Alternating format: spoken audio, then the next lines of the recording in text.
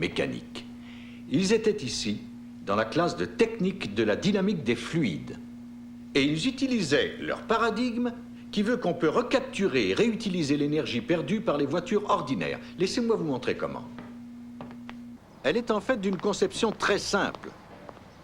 Lorsque cette voiture ralentit, elle n'utilise pas de freins normaux qui créent chaleur et frottement.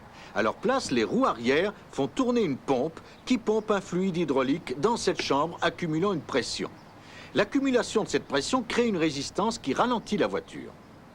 Lorsque cette voiture s'arrête au stop, son moteur ne tourne pas au ralenti.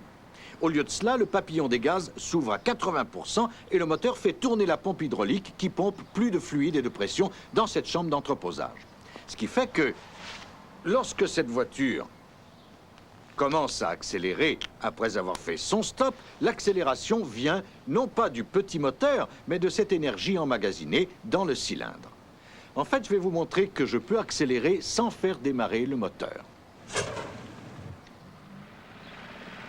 Ainsi, le petit moteur à essence ne fait que garder la voiture à une vitesse.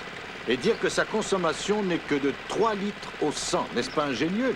En termes de paradigme, la question est celle-ci. Pensez-vous que des étudiants inscrits au cours de mécanique auraient pu concevoir une telle voiture? Je crois que la réponse est non. Parce que le paradigme des mécaniciens ne prévoit pas l'entreposage d'énergie perdue. Je ne dis pas que cette voiture est parfaite, elle a plusieurs défauts, mais elle nous démontre la puissance des paradigmes. Ce qui paraît impossible avec un paradigme peut devenir facile à faire avec un autre paradigme. Laissez-moi vous montrer un autre changement de paradigme en technologie. Celui-ci est petit mais intéressant, surtout pour moi. Qu'est-ce que c'est? Regardez-le dans ce sens. Regardez-le dans ce sens ou dans ce sens. Oui, c'est un siège de bicyclette qui brise le paradigme du siège de bicyclette. Il a été inventé par un sculpteur et un futurologue. J'étais ce futurologue et Jeffrey Bird, le sculpteur. C'est moi qui en ai eu l'idée, nous l'avons développé ensemble et nous l'avons appelé le siège confort. Ce n'est pas une grande chose, il ne sauvera pas le monde, loin de là, mais il nous évite des douleurs à une partie très sensible de notre anatomie. Regardez-le, c'est plein de bon sens, direz-vous. Pourtant, depuis l'invention de la bicyclette, une autre forme a tout à fait dominé le marché. C'est celle-ci. Et on l'a appelée une selle. Et à mon avis, c'est le mot selle qui a empêché les fabricants d'explorer d'autres formes telles le siège confort. Ceci est l'évolution logique d'une selle de cheval adaptée à la bicyclette. Et une fois le paradigme de la selle de bicyclette adopté, les fabricants l'ont poli, raffiné et ont oublié la question essentielle, quelle est la façon la plus confortable de s'asseoir sur une bicyclette? J'avais un avantage sur eux. Je ne faisais pas partie de cette industrie. Je n'y connaissais rien. Je n'étais pas aux prises avec leur paradigme. J'ai donc inventé un siège d'allure bizarre, mais combien plus confortable. En passant, vous imaginez bien ce que les cyclistes pensent de mon siège. Il n'est pas conforme aux règles, et ils ne l'aiment pas, pas encore. Il y a une petite histoire que les gens d'affaires aiment raconter. À la fin des années 30, un inventeur essayait d'intéresser des compagnies à sa nouvelle idée. Il subit rejet après rejet, parce que personne ne prenait son invention au sérieux. Il l'apporta au département de recherche photographique d'une compagnie. Il était certain qu'on serait intéressé parce que son invention était un nouveau genre de photographie. Voici ce qu'il a utilisé pour faire sa démonstration. Sous les yeux d'un chercheur, il commença par sensibiliser une plaque de métal enduite d'un produit spécial. Puis il prit une transparence. Il posa la plaque de métal sur la transparence et il les exposa toutes les deux à une très forte lumière. Ensuite, il versa une fine poudre noire sur la plaque. Puis, il enleva l'excès de poudre. Ce qui restait sur la plaque rappelait faiblement l'image de la transparence. Il avait de fait créé une photographie de cette image. Or, nous ne savons pas ce que le chercheur a pensé de cette idée. Il l'a peut-être trouvée amusante et dérisoire. Il a peut-être décidé que c'était trop compliqué ou trop grossier. Ou il s'est peut-être mis en colère à la vue de cette poudre sur son bureau. Mais nous sommes certains d'une chose. Il ne s'est pas intéressé à cette invention. Il a donc reconduit l'inventeur à la porte. Mais c'est l'inventeur, Chester Carlson, qui a ri le dernier.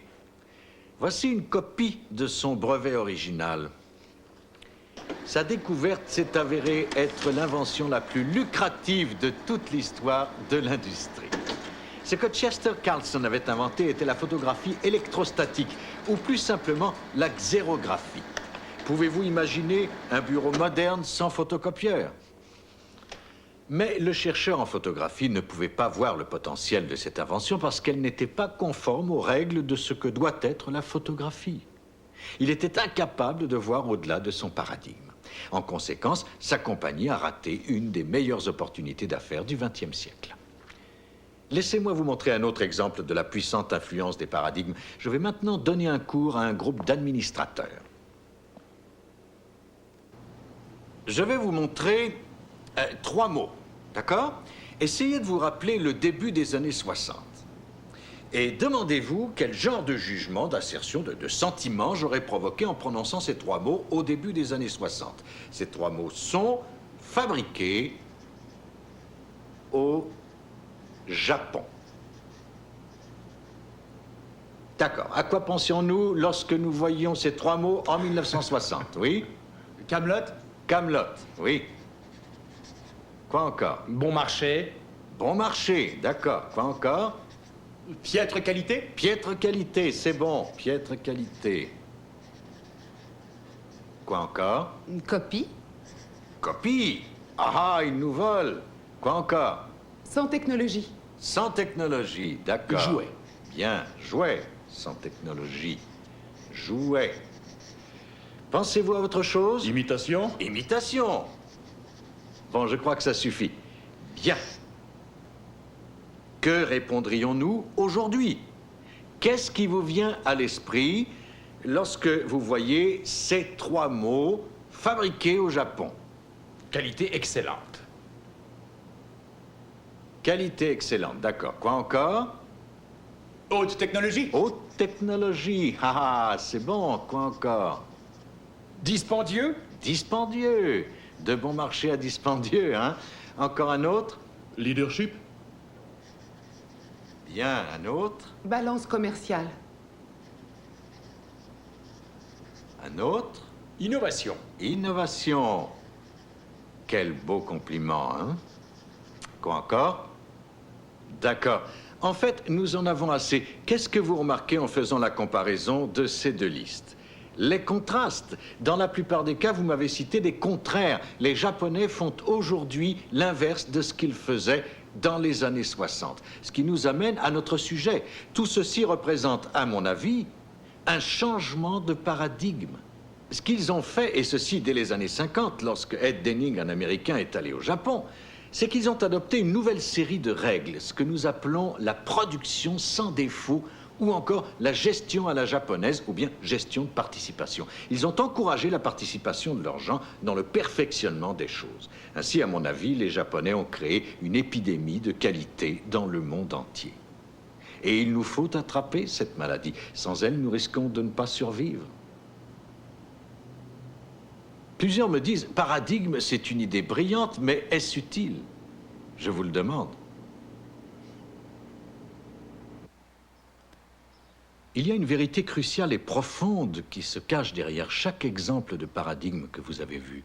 Je l'appelle le retour au point zéro. Et si vous oubliez tout le reste, n'oubliez pas ceci. Lorsqu'un paradigme change, tout se retourne au point zéro. Il importe peu que votre part du marché soit énorme, ou que vous ayez une bonne réputation, ou que vous soyez excellent selon l'ancien paradigme. Le nouveau paradigme vous fera repartir à zéro. Vos succès du passé ne garantissent rien du tout. Vous pensez que j'exagère? Je vais vous prouver que non. En 1968, quel pays dominait le marché mondial de l'horlogerie? La Suisse, bien sûr. Sa renommée était plus que centenaire dans le domaine de l'horlogerie. En 1968, il détenait 65% du marché mondial, selon les experts en la matière, et plus de 80% des profits. Ça, c'est dominer un marché. Et pourtant, 10 ans plus tard, leur marché était tombé à moins de 10%. Et au cours des 3 années suivantes, ils ont dû mettre à pied 50 000 de leurs 65 000 horlogers. De nos jours, qui domine l'horlogerie mondiale? Le Japon. En 68, ils n'avaient aucune part de ce marché. Comment les Suisses, qui ont dominé l'industrie de l'horlogerie pendant tout le XXe siècle, qui était renommée pour leur excellence et l'innovation de leurs produits, ont-ils pu être détruits en si peu de temps? Eh bien, la réponse est malheureusement simple. C'est un changement de paradigme qui les a remis au point zéro. Plusieurs d'entre vous portez le symbole de ce changement à votre poignet. C'est votre montre à quartz. Et pensez-y, tout à fait électronique. Elle est 1000 fois plus exacte que les montres mécaniques qu'elle a remplacées. Elle fonctionne à pile et a plusieurs autres qualités. Elle mérite d'être le nouveau paradigme du chronomètre. C'est une si brillante idée. Aimeriez-vous savoir qui sont les inventeurs de cette montre merveilleuse? Oh, plusieurs d'entre vous le savent déjà, mais ceux qui ne le savent pas seront bien surpris. La montre à quartz fut inventée par les Suisses même, dans la ville de Neuchâtel, dans leur laboratoire de recherche. Et lorsque les chercheurs ont présenté cette idée aux manufacturiers de montres suisses en 1967, elle a été rejetée. Après tout, elle n'avait pas de pierre, pas de roue, elle n'avait pas de ressort principal. Elle ne pouvait donc pas être la montre de l'avenir. Or, ce n'est pas tout. Les manufacturiers étaient si sûrs d'eux qu'ils n'ont même pas protégé leur idée. Quelques mois plus tard, les chercheurs ont exposé leur montre à la foire annuelle de l'horlogerie.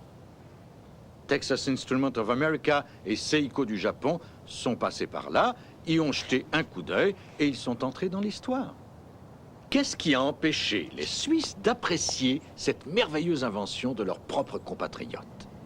C'est le pouvoir des paradigmes, encore une fois. Ils étaient aveuglés par le succès de leur vieux paradigme et par tout ce qu'ils y avaient investi. Et lorsqu'ils ont fait face à une façon toute nouvelle et différente de faire durer leur réussite dans le futur, ils l'ont rejetée, parce qu'elle ne se conformait pas aux règles à l'intérieur desquelles ils excellaient. Mais n'oubliez pas que cette histoire ne concerne pas que les Suisses. Elle concerne toutes les personnes, toutes les organisations, toutes les nations qui présument que ce qui a eu du succès par le passé doit continuer de réussir dans le futur. Laissez-moi le répéter une fois encore. Lorsqu'un paradigme change, tout le monde part à zéro. Votre passé ne garantit rien du tout pour l'avenir si les règles changent. Notez que les meilleurs horlogers du monde n'ont pas pu arrêter la marche du temps.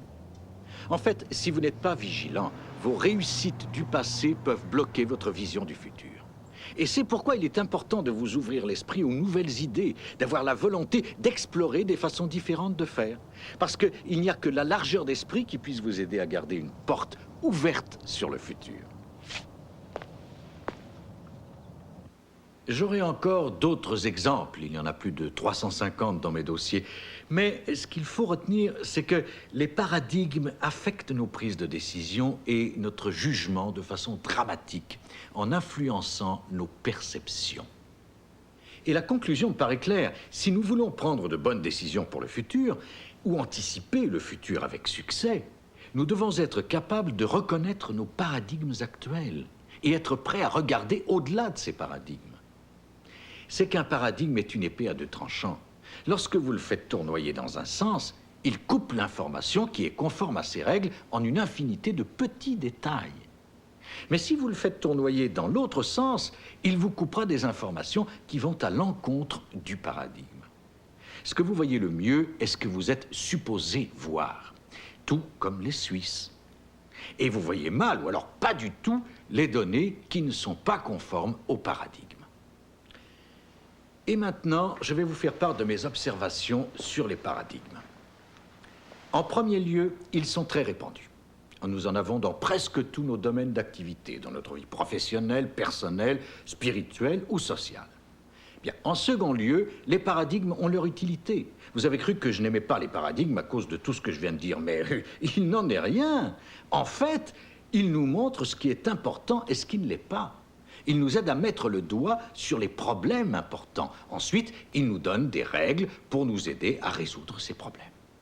Ils nous aident à concentrer. Et c'est très bien. Mais, ceci est mon troisième point, et c'est un avertissement. Il est possible que notre paradigme devienne le paradigme, la seule et unique façon